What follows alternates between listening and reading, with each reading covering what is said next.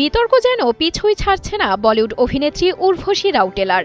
এবার miss universe India 2026-এর ফাইনালে তার পোশাক ঘিরে শুরু হয়েছে নতুন বিতর্ক। বিচারকের আসনে জাতীয় পতাকার আদলে তৈরি পোশাকে হাজির হন অভিনেত্রী।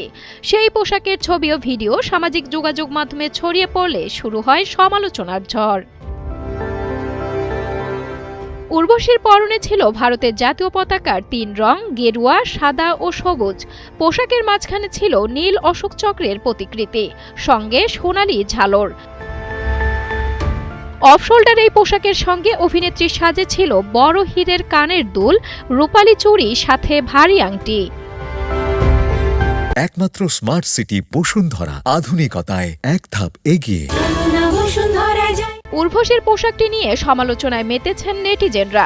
একাংশের দাবি, জাতীয় পতাকার আদলে তৈরি পোশাক পরা দেশের জাতীয় প্রতীকের প্রতি অসম্মান। অন্যদিকে অনেকেই উর্বশীর প্রশংসা করে বলেছেন, পোশাকের মাধ্যমে আন্তর্জাতিক মঞ্চে ভারতের প্রতিনিধিত্বের চেষ্টা করেছেন অভিনেত্রী।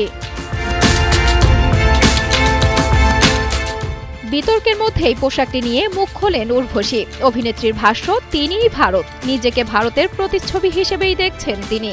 উর্বশী বলেন, পোশাকটি ভারতের জাতীয় পতাকা থেকেই অনুপ্রাণিত। তবে জাতীয় পতাকার আদলে তৈরি পোশাক নিয়ে শুরু হওয়া বিতর্ক কোন দিকে মোড় নেয় সেদিকেই নজর সকলের। সঞ্জনা সাথী, কালের কণ্ঠ।